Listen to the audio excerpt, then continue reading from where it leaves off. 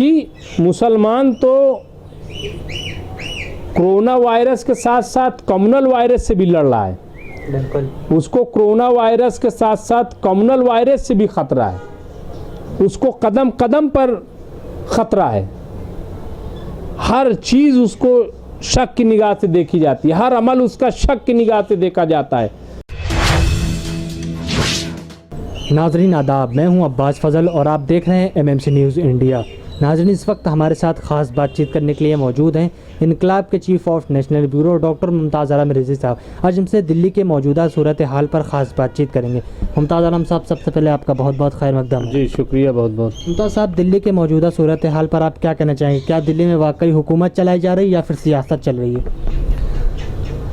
मैं पहले 4 मिसरे आपकी खिदमत में पेश करूँगा अब्बास साहब कि ये सियासत आदमी को ले चली है उस तरफ, ये सियासत आदमी को ले चली है उस तरफ जिस तरफ से लौटने का रास्ता कोई नहीं।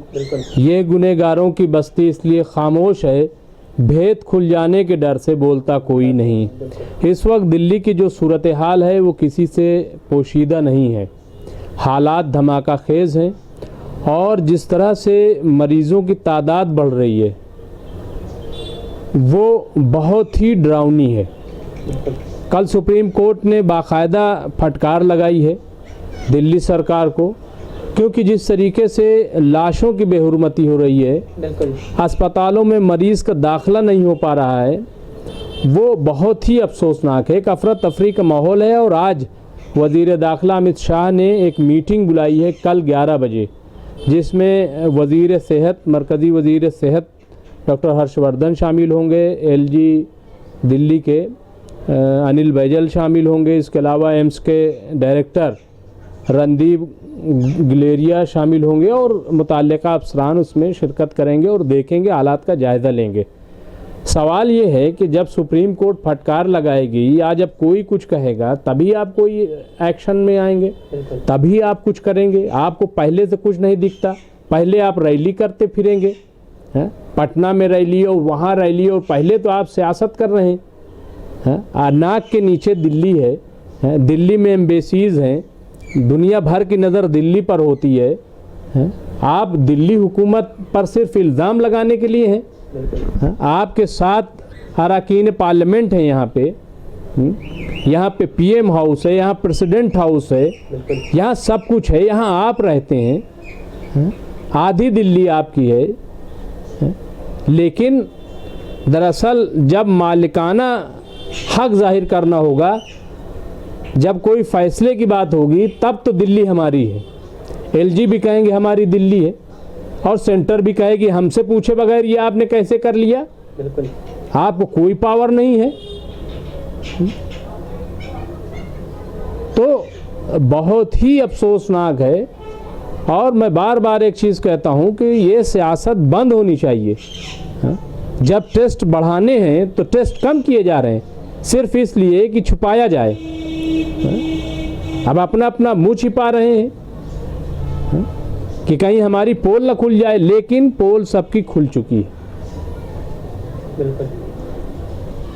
13 मार्च को WHO ने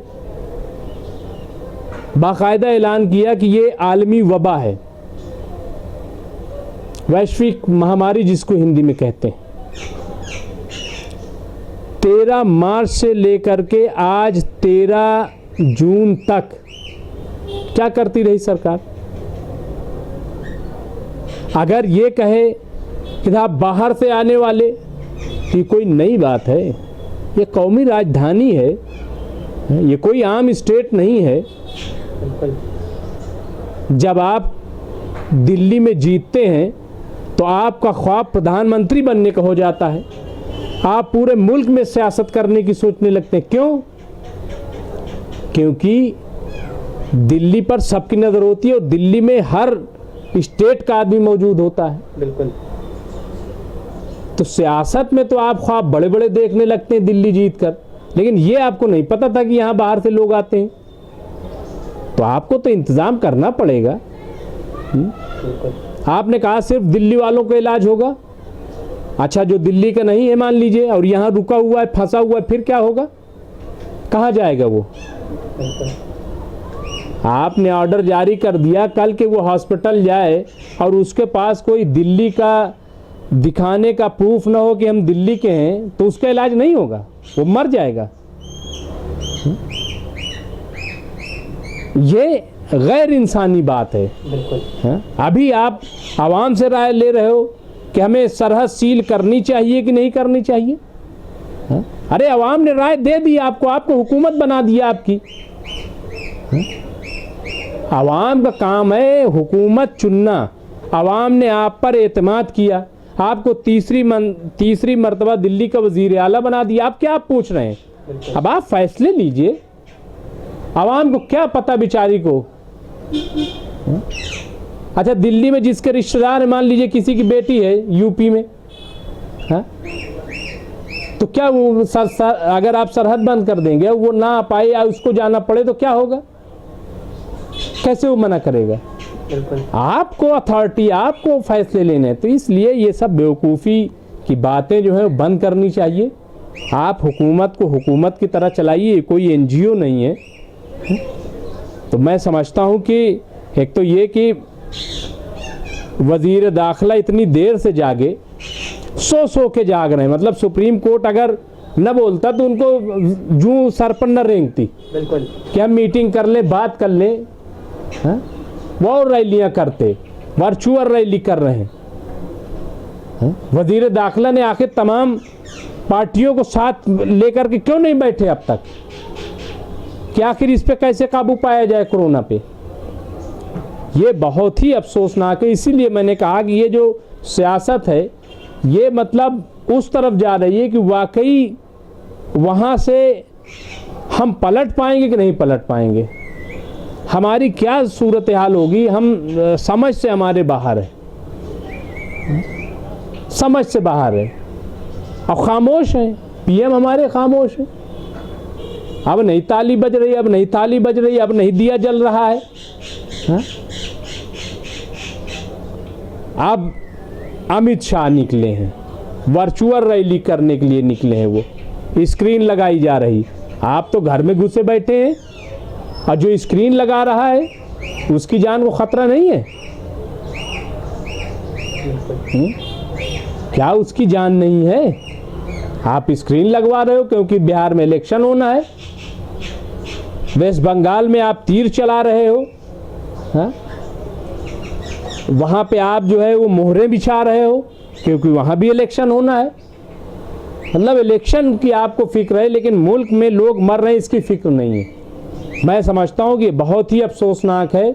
इस वक्त हुकूमत को बहुत ही जिम्मेदारी से काम करने की ज़रूरत है और सबको साथ लेकर चलने की ज़रूरत है। जी मुमताज़ साहब, एक और अहम सवाल है कि जिस तरह से शाही इमाम सैयद अहमद बुखारी ने ऐलान किया है और उन्होंने शाही जामा मस्जिद बंद कर दिया, उसी के बाद फ़तेहपुरी मस्जिद के शाही इमाम डॉक्टर मुफ्ती मुकर्रम अहमद ने भी अब फैसला लिया है कि मस्जिद बंद कर जाएगी और फ़िलहाल मस्जिद बंद कर दी गई 30 जून तक के लिए। इस फैसले को आप किस तरीके से देखते हैं? देखिए, ये जो फ़ैसला लिया गया है, शाही इमाम सैयद अहमद बुखारी हों या डॉक्टर मुफ्ती मुकर्रम अहमद हों, फ़तेहपुरी शाही मस्जिद के इमाम, इन लोगों का बड़ा दानिशमंदाना कदम है। और मुल्क में बड़ी बड़ी मस्जिदें सब बंद हैं, छोटी मस्जिदों में एहतियात किया जा रहा है।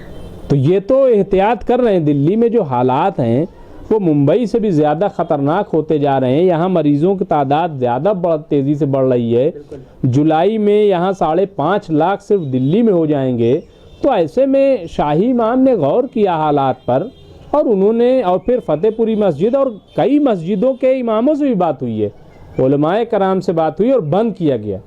दूसरी चीज़ अब्बास साहब, जो मुश्तरक जुमला है वो ये है कि मुसलमान तो कोरोना वायरस के साथ साथ कम्युनल वायरस से भी लड़ रहा है। बिल्कुल। उसको कोरोना वायरस के साथ साथ कम्युनल वायरस से भी खतरा है, उसको कदम कदम पर खतरा है। हर चीज़ उसको शक की निगाह से देखी जाती है, हर अमल उसका शक की निगाह से देखा जाता है, हर जुमला शक की नज़रों से देखा जा रहा है।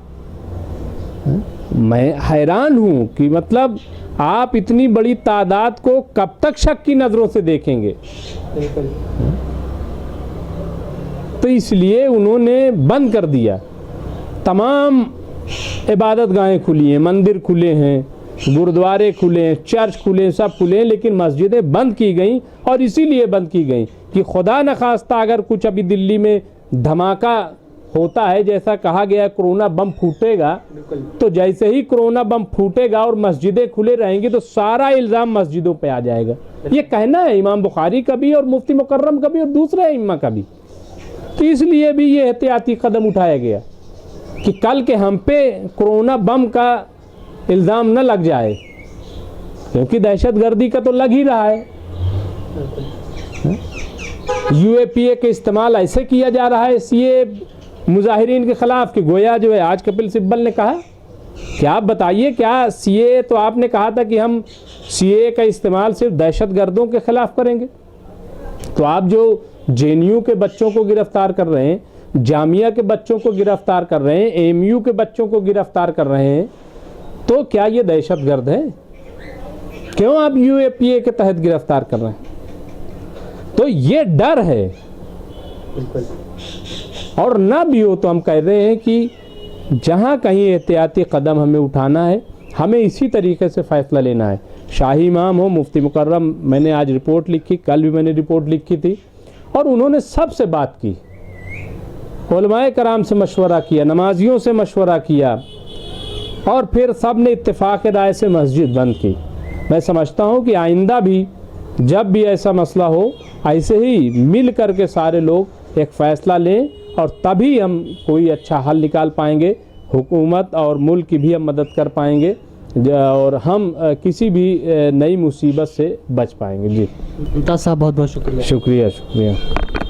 नाज़रीन, जैसा कि आप देख रहे थे, इस वक्त हमारे साथ ख़ास बातचीत करने के लिए मौजूद थे इनकलाब के chief of national bureau doctor Mumtaz Alam Rizvi Sahab. आज हमसे दिल्ली के मौजूदा सूरत हाल पर ख़ास बातचीत कर रहे थे।